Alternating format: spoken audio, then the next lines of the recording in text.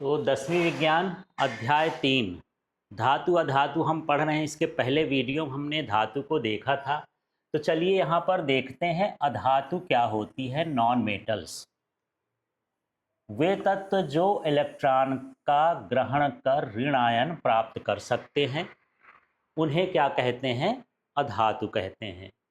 ये सामान्यतः चालक नहीं होते हैं, चमकीले नहीं होते हैं, तो उन्हें हम क्या कहते हैं? अधातु कहते हैं। जो आपने इसमें लिखा है, यदि इसी का उल्टा कर दें तो क्या कहलाने लगता है? धातु। जैसे ये इलेक्ट्रॉन का ग्रहण करके ऋण आयन बनाते हैं, वैसे जो धातुएं होती हैं वो इलेक्ट्रॉन का त्याग करके क्या बनाती हैं? धन आयन बनाती हैं। यहाँ पर मैं दो चीज़ें ले रहा हूँ। जैसे यहाँ पर सोडियम लिया, इसकी परमाणु संख्या 11 होती है। जब ये इलेक्ट्रॉन का एक त्याग करता है तो इसमें धन आयन आता है, मतलब ये क्या कहला गया? धातु कहला गया।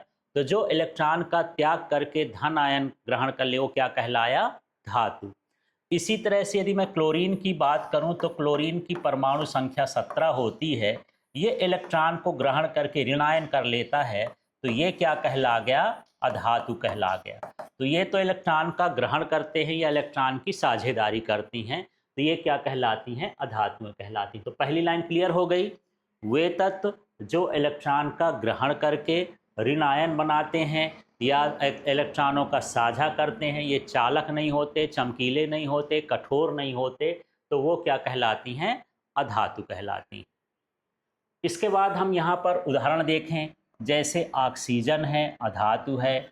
नाइट्रोजन है, अधातु है। सल्फर है, अधातु है। क्लोरीन है, अधातु है। ब्रोमीन है, अधातु है। इस तरह से बहुत सारी जो तत्व होते हैं वो कैसे होते हैं? अधातु होते हैं। अब इनके भौतिक गुणों के बारे में समझते हैं कि इनके भौतिक गुण कैसे होते हैं। आप देख करके और छू करके कैसे अंदाज़ा लगा सकते हैं कि यह धातु है। तो इसके लिए देखो, सामान्यतः मंद चमक होती है। यदि ये ठोस अवस्था में हैं तो इनकी चमक ज़्यादा नहीं होती है, बहुत बुरी तरह से चमक होती है, माने बहुत कम चमक होती है, मंद चमक होती है। तब हम जान लेते हैं कि ये क्या है? अधातु। ठीक है। ये भंगुर होते हैं। भंगुर का मतलब ये है कि यदि आप इसको हथौड़े से पीटें तो जैसे धातुएं पीटने के बाद चादर बन जाती हैं, ये चादर नहीं बन जाती, ये पाउडर बन जाती हैं, छोटे छोटे टुकड़ों में बंट जाती हैं। तो इसको हम क्या बोलते हैं? भंगुर बोलते हैं। जैसे आपके पास चाक है या मिट्टी है, आप उसको फेंक दो या फिर किसी हथौड़े से कूट दो तो क्या होगा? पाउडर जैसे छोटे छोटे टुकड़ों में बन जाएगा। मतलब ऐसे पदार्थ को हम क्या बोलते हैं? भंगुर बोलते हैं। लेकिन मैं उसी तरह से लोहे को बोलूं कि आप इसको कूटो तो क्या छोटे छोटे पाउडर में बनेगा? नहीं बनेगा, वो चपटा हो जाएगा, माने चादर जैसे बन जाएगा, तो वो धातु हो गया। तो इस तरह से आप जो है अधातु का पता लगा सकते हैं। ये कैसे होती हैं? भंगुर होती हैं। ऊष्मा और विद्युत की एक खराब चालक होती हैं, या कह सकते हैं कुचालक होती हैं। क्या होती हैं? कुचालक। इनमें धारा का प्रवाह नहीं होता है ना। जैसे हमारे बीच में ये हवा है, हवा जो है गैसों का मिश्रण है। ये जो गैसें हैं ये सभी कुचालक हैं। क्या कहीं पर करंट लगता है तो हवा से करंट आ जाता है? नहीं आता है। मतलब ये क्या कहलाया? कुचालक कहला गया। जैसे अब लकड़ी है, तो लकड़ी में आप जो है एक तरफ से सूखी लकड़ी हो, करंट बहाओ तो दूसरी तरफ करंट लगेगा? नहीं लगेगा। प्लास्टिक है, मोम है, ऐसी चीज़ें हैं जो ऊष्मा और विद्युत की क्या होती हैं? कुचालक होती हैं। ये गर्म भी नहीं होती, ये जल्दी से गर्म नहीं होती हैं। मानिए ये ऊष्मा और विद्युत की कैसी होती हैं? कुचालक होती हैं। ना तो इसमें ऊष्मा का प्रवाह आसानी से होता है और ना ही विद्युत का प्रवाह होता है।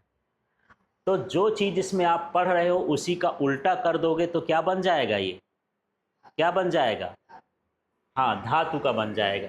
अब यहाँ पर देख लेते हैं। ये जो अधातु होती है तीनों अवस्था में होती है। ठोस में भी पाई जाती है, द्रव में भी पाई जाती है, गैस, ये तीनों अवस्थाओं में पाई जाती है। अभी हम धातु का देख रहे थे कि ये तीनों अवस्थाओं में नहीं पाई जाती थी, मतलब वो केवल ठोस में पाई जाती थी। एक जो है अपने पास अपवाद था पारा, वो भर द्रव में पाया जाता है, बाकी सारी धातुएं कैसी पाई जाती हैं, ठोस। जैसे यहाँ पर हम उदाहरण ले लें तो सल्फर क्या कहलाएगा, ठोस कहला गया। यहाँ पर जो ब्रोमीन है ना, ये क्या कहला गया, लिक्विड कहला गया। यहाँ पर ये नाइट्रोजन है, ऑक्सीजन है, हाइड्रोजन है, ये सभी जो है क्या कहला गए, गैस कहला गए। तो इस तरह से यहाँ पर जो है ये तीनों अवस्थाएं में पाई जाती है।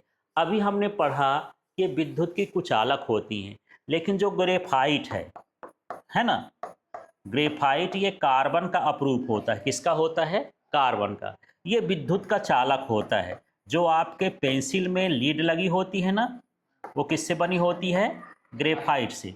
तो ये एक अपवाद है। ऊपर तो हम लिख रहे हैं कि विद्युत की ये कुचालक होती हैं, लेकिन ग्रेफाइट जो होता है, कार्बन होता है, वो विद्युत का क्या होता है, कुचालक होता है, ये चालक हो जाता है। बाकी सारी अधातुएं क्या होती हैं, विद्युत की कुचालक होती हैं अधातुएं।